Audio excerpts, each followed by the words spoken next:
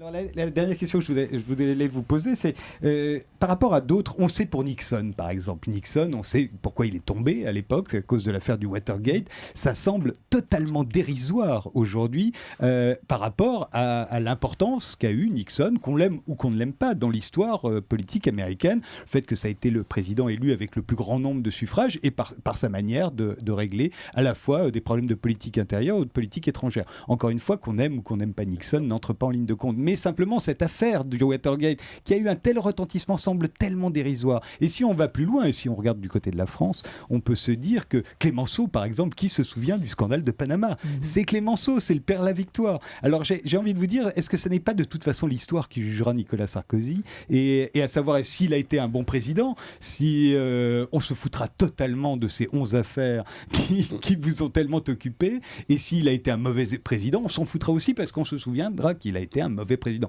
Alors ma question, c'est est-ce que vous n'avez pas l'impression de travailler dans quelque chose au fond de dérisoire? Enfin, nous on a tout à fait le sens, j'allais dire, de l'histoire, et je pense qu'on relativise vraiment notre travail.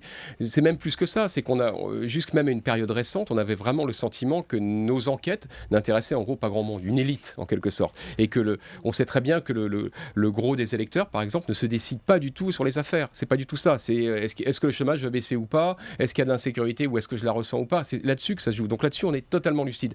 Après, moi, mon approche, elle est, enfin, et je pense que Gérard la partage, elle est différente. C'est-à-dire que je me pose pas la question de savoir si ce que je vais faire va avoir une conséquence politique. Moi, ce que je pense, j'ai la faiblesse de penser que les hommes ou les femmes qui représentent le pays doivent être un minimum intègres. Et que nous, on est là pour débusquer les failles ou les manques et qu'on met ça sur la place publique. Après, les gens en font ce qu'ils en veulent. Mais par exemple, rétrospectivement, vous vous diriez c'est à cause de moi que Georges Clémenceau n'est jamais devenu président du Conseil. Vous vous diriez pas mince quand même, j'ai été con. Si, mais si on commence à raisonner comme ça, on s'en sort plus, quoi. Voilà. La vérité, c'est que là, sur ce coup-là, on a un point de vue, j'aime pas trop le terme, mais un peu moral. C'est-à-dire qu'on se dit que bon, on est dans une telle panade, la France est tellement déprimée alors qu'elle n'a pas toutes les raisons de l'être forcément, que ce serait bien quelque part qu'on sorte un peu tout ça, de cette suspicion généralisée vis-à-vis des hommes politiques, parce que 95%... Vous aidez pas quand même, hein. Non, mais 95% des hommes politiques en France sont géniaux. Enfin, je veux dire, vous allez au fin fond de l'Auvergne. Ah bon? Il y en a plein. Combien, 95? Mais il y en a plein. Je connais plein de c'est conseillers Jean-Louis municipaux. Murat, dès qu'on dit l'Auvergne.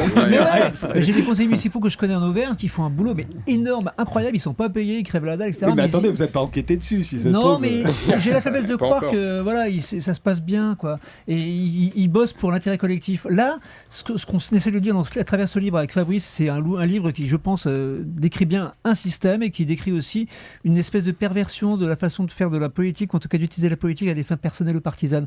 Et que donc, et à un moment donné, on se dit, hop, on arrête là, on laisse la justice travailler. Et puis, si la justice innocente le personnage, tant mieux, et qu'il y aille ensuite, qu'il redevienne président.